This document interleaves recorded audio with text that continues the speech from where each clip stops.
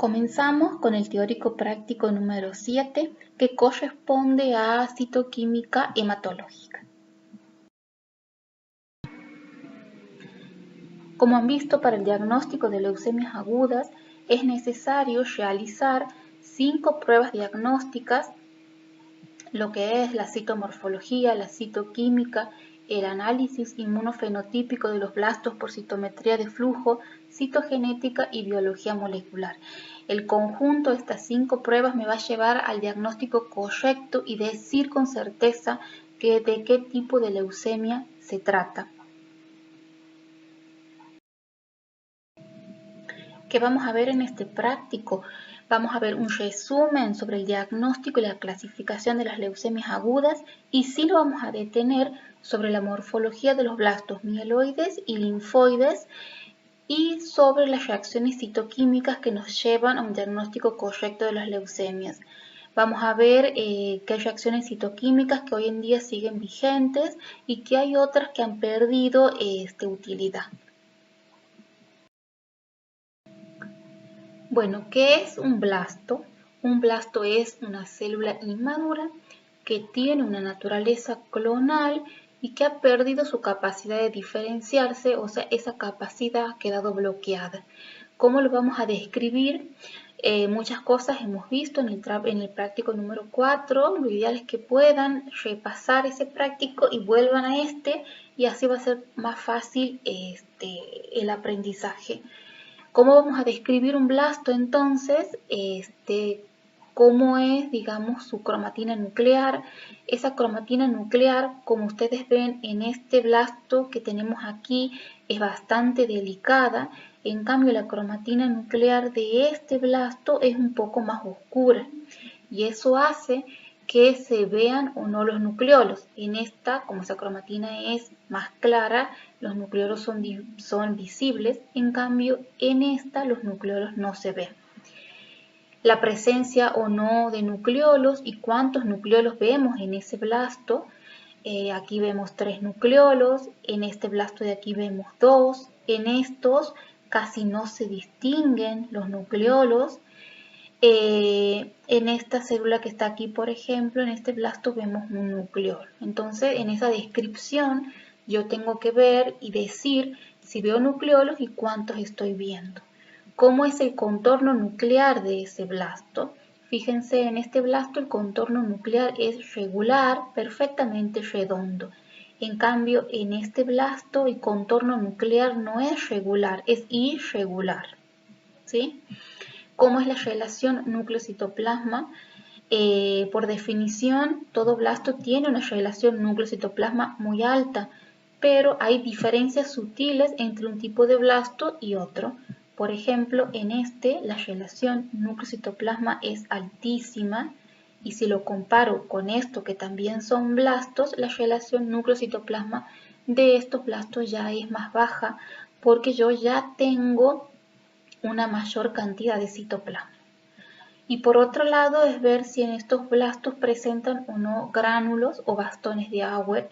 Este dato es muy importante porque si yo a estos blastos le veo gránulo, como por ejemplo en este caso, eso me está diciendo que este blasto tiene una naturaleza mieloide.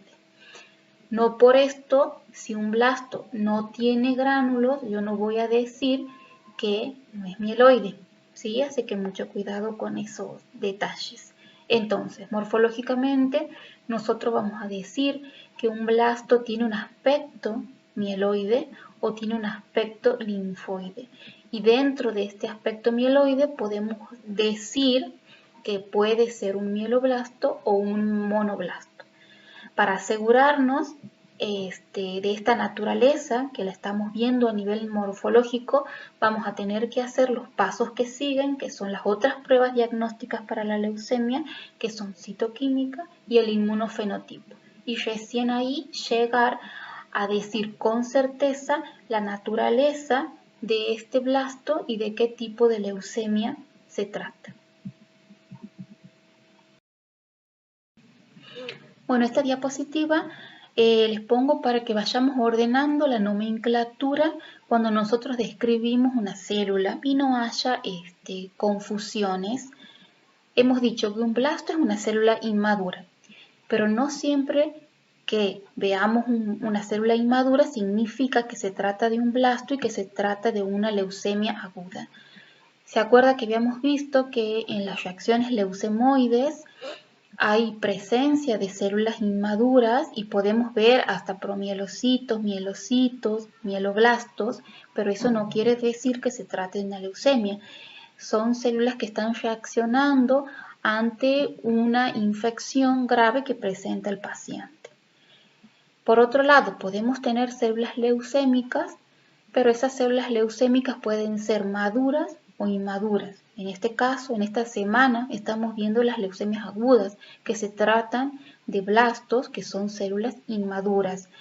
Pero la semana que viene también vamos a ver leucemias, células leucémicas, pero que son maduras, ¿sí? Entonces, así, células leucémicas a secas no tiene mucho sentido. Yo tengo que decir si son inmaduras o si son maduras. Y células anormales, células que normalmente no vemos, por ejemplo, cuando hacemos la fórmula leucocitaria. Fíjense, estas dos células que vemos aquí son dos linfocitos reactivos, inmunocitos, que hemos visto, ¿se acuerdan? En el práctico número 3, que aparecen en forma reactiva ante una infección viral. Entonces, es verdad, normalmente no están, pero no son patológicas, son células reactivas ante una infección viral. Y como algunas veces tienen una morfología tipo blastoide, se puede confundir con blastos y ocurre muchas veces, especialmente en niños, donde nosotros vemos presencia de inmunocitos, donde es más frecuente todo tipo de infección viral y aparecen estas células reactivas y muchas veces las describimos mal y eso lleva a confusiones con el médico y a errores, que eso es lo que hay que evitar. Si uno no sabe qué célula es, entonces puedo preguntar. Si no tengo a alguien cercano a quien preguntar, entonces describo cómo es la célula y me contacto con el médico o me contacto con el hematólogo o derivo a un hematólogo, pero no voy a poner en este hemograma nomenclaturas que llevan a confusiones y que ocurre muy frecuentemente. Bueno, sobre la clasificación de las leucemias agudas, lo van a ver todo en la teoría. Simplemente en un minuto en esta diapositiva hacerles un resumen y decirles que la primera clasificación de las leucemias agudas ha sido por la FAB y que tiene en cuenta la morfología y la citoquímica de las células. La segunda clasificación ha sido por el EGIL y que tiene en cuenta lo que es el inmunofenotipo de las células, los antígenos de membrana de estos blastos. Y la tercera clasificación de la Organización Mundial de la Salud, ¿qué es lo que hace? Suma al inmunofenotipo y a la morfología de la FAB, le suma la citogenética y la biología molecular en el 2001 y de esa manera crea su clasificación. Ha tenido dos revisiones en el 2008 y en el 2016. Entonces, veo que muchos se marean con tanta clasificación y es verdad porque la clasificación de la WHO son muchas entidades donde es imposible por ahí saberlas a todas. Lo que sí quiero que queden claro es qué es lo que ve cada una de estas clasificaciones, ¿sí? Cada una tiene sus diferentes funciones. La FAB ha sido la primera y sigue hoy en día vigente en muchos aspectos. El EGIL, que es lo que ha aportado con el inmunofenotipo y la citometría de flujo, y la WHO, cómo une todas estas clasificaciones y tiene en cuenta principalmente la citogenética de las leucemias y define según la citogenética de estas leucemias en grupos pronósticos a las leucemias. Este es un cuadro comparativo entre las características morfológicas de los blastos mieloides y de los blastos linfoides. Hace rato hemos visto la descripción en general de un blasto, pero existen características sutiles entre un blasto mieloide y un blasto linfoide. Especialmente cuáles son esas características en la cromatina nuclear, donde la cromatina de los blastos mieloides es una cromatina muy débil y delicada. En este caso, en cambio, en los blastos linfoides, o sea, en los linfoblastos, en algunos tipos esa cromatina es más oscura y eso hace que los nucleolos sea poco visible en la línea linfoide, a diferencia de las leucemias linfoblásticas, donde podemos ver de 1 a 4 nucleolos. Otra de las características importantes son la presencia de gránulos, donde van a estar siempre ausentes estos gránulos en la línea linfoide, y la presencia de bastones de Auer, que siempre va a estar ausente en lo que es la línea linfoide. Esta es entonces la descripción morfológica de estos blastos y nosotros vamos a decir que el blasto que estamos viendo tiene un aspecto linfoide o tiene un aspecto mieloide. Pero vamos a tener que confirmar con citoquímica y con el inmunofenotipo realmente la naturaleza de ese blasto. O sea, que no está bien que por morfología yo diga que es un mieloblasto o es un monoblasto o es un linfoblasto. Simplemente tengo que decir tiene un aspecto determinado, porque es necesario sí o sí la citoquímica y el inmunofenotipo para definir bien la naturaleza de ese blasto, porque puede haber errores, confusiones con estas células. Esta es la clasificación de las leucemias mieloblásticas agudas por la FAB, que las clasifica en 8 grupos y tiene en cuenta la morfología de los blastos, tiene en cuenta la citoquímica de estos blastos, especialmente la mieloperoxidasa y las esterasas, y también el resto de los componentes en la médula ósea, como ser el componente monocítico, el componente neutrófilo y los eritroblastos. Y de esta manera quedan clasificadas estas leucemias en estos 8 grupos. Hay que tener en cuenta que la M0 y la M7, al ser mieloperoxidasas negativas, es necesario realizar posteriormente el inmunofenotipo. Aquí vemos el ejemplo de 4 tipos de leucemias mieloblásticas. Esta es una leucemia M0, un blasto sin gránulos.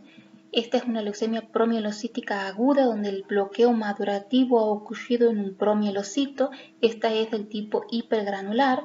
Y esta también es una leucemia promielocítica aguda de tipo hipogranular, donde vemos la presencia de bastones de Auer y un núcleo bilobulado. Y esta es una leucemia monoblástica aguda, donde vemos que los monoblastos tienen una relación núcleo-citoplasma ya no tan alta y la presencia de nucleolos y no se visualizan gránulos. Esta es la clasificación de leucemias linfoblásticas agudas por la FAB y las clasifica en 3 grupos, en L1, en L2 y en L3.